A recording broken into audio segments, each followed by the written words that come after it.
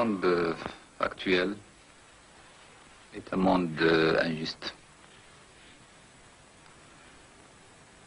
Et les relations qui le régissent actuellement,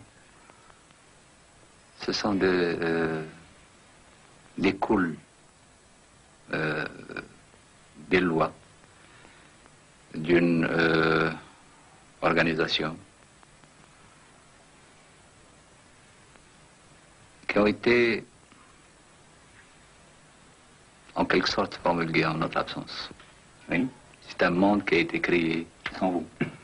en notre absence. Oui. Aujourd'hui, nous parlons avec beaucoup de simplicité. Aujourd'hui, nous existons et nous contestons ce monde. Nous sommes en train de contester ce monde. C'est pas notre monde. Nous voulons créer un monde nouveau et à laquelle nous, c'est-à-dire les pays tiers-monde, participons à sa construction ou à sa restructuration. Un monde qui ne sera pas contre ce qu'on appelle aujourd'hui les pays riches ou les pays industrialisés, mais un monde qui prendra en considération et les intérêts des pays riches, les pays industrialisés, c'est-à-dire les pays développés et les pays en voie de développement. Sinon, c'est l'impasse. Okay. Joe, I'm going to have the commentator start. El presentar a su excelencia el señor Harry Medina, presidente del Consejo de la Revolución y del Consejo de Ministros de la República Argelina Democrática y Popular. Hello, Algeria. Hello, Brussels. Hello, Paris. This is the UNB commentators brief in the General Assembly Hall. ¿Cómo está? Vita Paris. Vita Paris. Allô Paris. Allô Paris. L'examen du point de l'ordre du jour intitulé Étude des problèmes des matières premières et du développement. Hello, this is the UN commentators and the program line in the General Assembly Hall. إن البلاد المتطورة إذ تسيطر على الجزء الهام من الأسواق السياسية للمواد الأساسية، وإذ تتمتع باحتكار شبه مطلق في صناعة المنتوجات المصنعة ومواد التجهيز، إلى جانب احتكارها لرؤوس الأموال والخدمات، قد تمكنت من أن تحدد حسب هواها كلا من أسعار المواد الأساسية التي تأخذها من البلدان السائرة في طريق النمو، وأسعار البضائع والخدمات التي تزود بها هذه البلدان، وبهذا تجد نفسها في موقع يمكنها من خلال طرق عديدة أن تبتز لفائدتها ثروات البلدان على مثال. ذلكم أيها السادة هو أساس النظام الاقتصادي العالمي الذي نعيش في ظله اليوم، وهو في نظر أغلبية البشرية نظام جائر بال تجاوزه الزمن تماما، مثل النظام الاستعماري الذي يستمد منه أصوله ومضمونه، ولكونه نظاما ينمو ويتدعم ويزدهر بفعل ديناميكية تعمل دون توقف على إفقار الفقراء وإثراء الأثرياء، فإنه يشكل عقبة كبرى في وجه أي فرصة للتنمية والتقدم لمجموع بلدان العالم الثالث. لقد حان الوقت لتوضيح هذه المشاكل حتى يتحمل كل واحد مسؤولياته، وحتى يتضح للبلدان النامية أن إدراج عملية تنمية في جدلية الكفاح على الصعيد الدولي واعتماد هذه البلدان على نفسها وعلى مواردها الخاصة في الدخل هي المقومات الرئيسية للسلوك الوحيد الذي يفرض نفسه على البلدان السائرة في طريق النمو. فمما يدعو إلى الدهشة أن يدشن الإنسان العقد الحالي بغزو القمر، مبرهنا بهذه البراعة الخارقة على أن قدرته العلمية والفنية هي في مستوى أعقد المشاكل التي تطرحها الطبيعة، في حين يكاد يكون عجزه مطلقا أمام مأساة الفقر والبؤس التي تشد بخناق العالم. إن مشكلة التنمية المطروحة منذ ربع قرن على اعتبار أنه يمثل إحدى الأولويات في العالم قد أصبح اليوم هو أولوية الأولويات التي ينبغي علينا أن نواجهها دون انتظار إذا كنا نريد تجنب الاحتمال المؤلم بتحول هذا المشكل إلى مصدر لانفجار يستحيل التحكم فيه.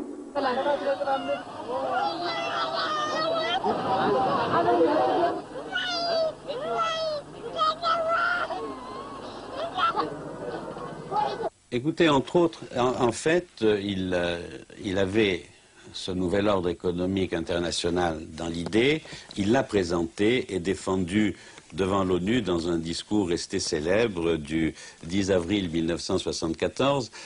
J'ai relu d'ailleurs ce discours avant de venir. Il tient la route. Il tient la route et il fait des analyses extrêmement subtiles qui restent valables de nos jours. Une de ses grandes idées, c'était le droit des pays de nationaliser leurs richesses naturelles. N'oubliez pas que cette nationalisation ne paraissait pas acquise sur le plan du droit international.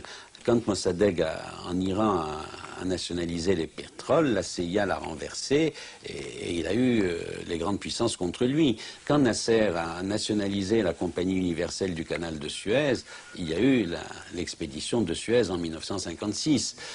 Donc ça, c'est un des points forts de ce discours et de ces revendications qu'il a tout de même fait adopter par l'ONU.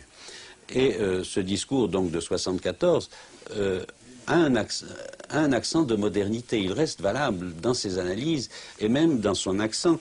Je vous lirai, si vous le permettez, la première phrase, vous allez voir. Alors que l'homme a inauguré la présente décennie par la conquête de l'espace, montrant par cette prestigieuse performance que sa capacité scientifique et technologique est à la hauteur des problèmes les plus difficiles posés par la nature, sa carence demeure totale face au drame de la pauvreté et de la misère qui étreignent le monde. C'est quelque chose qui reste parfaitement d'actualité, malheureusement. Absolument. Quand on pense à ce qui se passe en Somalie ou dans d'autres pays, eh bien, c'est assez prémonitoire. Monsieur l'ambassadeur, je vous demande la permission de vous embrasser. Oui. Comme volonté à Phnom Penh. Je ne sais pas, j'attends les instructions, monsieur le président.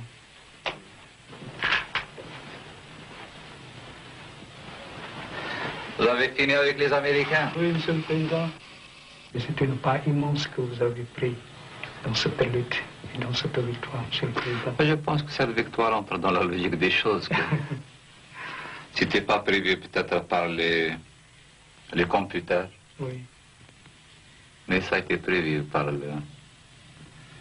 je crois, les petits cerveaux des gens du tiers-monde.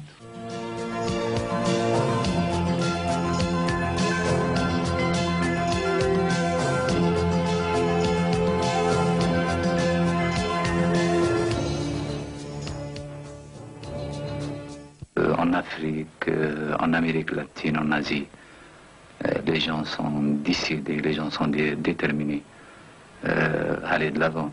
Et ce n'est qu'une question de temps. Notre monde, c'est-à-dire le monde des sous-développés, le monde des pauvres, ce monde a pris conscience d'une chose, c'est que l'autre monde ne peut pas se passer de nous. Ne peut pas se passer de nous. Et aujourd'hui, il faut trouver la solution. On a beaucoup parlé de la crise, et on a toujours attribué cette crise au problème de l'énergie. Je crois que les origines de la crise résident dans l'injustice même, dans l'organisation même du monde actuel. Nous sommes les plus nombreux. Nous sommes le réservoir, un réservoir des matières premières et même de la main-d'œuvre. Nous représentons un marché très vaste pour les industriels des pays développés. Donc, régler ces problèmes en dehors de nous, c'est ignorer en quelque sorte la réalité contemporaine.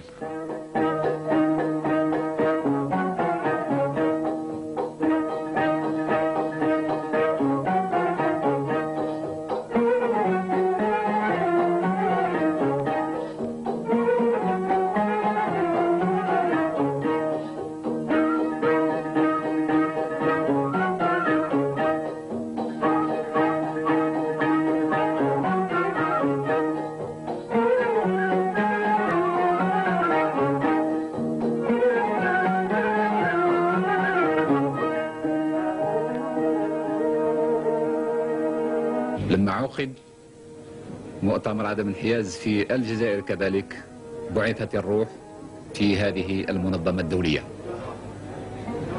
اللي كانت ميتة، فإذا به المنظمة هذه انتهى عدم الانحياز تبرز الوجود وكأنها تعمل على فرض حقيقة خط ثالث وقوة ثالثة بين الولايات المتحدة أو بين الدول والاتحاد السوفيتي أو بين الدول العظمى المهيمنة على العالم. أشك أن يكون في التاريخ سابقة لمثل هذا العدد الكبير من الرؤساء الذين يجتمعون في وقت واحد، ونحن نمثل هنا الأغلبية الساحقة. إننا لواثقون اليوم بأنه لا يمكن اتخاذ أي قرار من القرارات الخطيرة التي يجري إعدادها في العالم، سواء في ميدان نزع السلاح أو تنظيم العلاقات التجارية الدولية أو تجديد هياكل نظام النقد الدولي أو في ميادين أخرى، بدون مشاركة فعلية لبلدان العالم الثالث. على شعوبنا التي يشكل هذا المؤتمر بالنسبة إليها مرحلة جديدة في وعيها بوحدة مصيرها ودعم تضامنها أن تكون المحرك الأساسي للتاريخ في اتجاه مصير الإنسان. أقول بصراحة أننا عندما أتينا لهذا المؤتمر أتينا من أجل الجزائر فقط، ولم نكن نتوقع من هذا المؤتمر هذه النتيجة التي حصلنا عليها.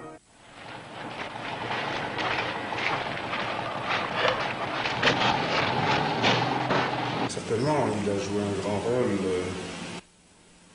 que ce soit dans l'OUA, dans le mouvement des non-alignés, aussi bien il a été président à l'exercice du mouvement des non-alignés. Je dois dire que je fume le cigare comme une loi ébolienne.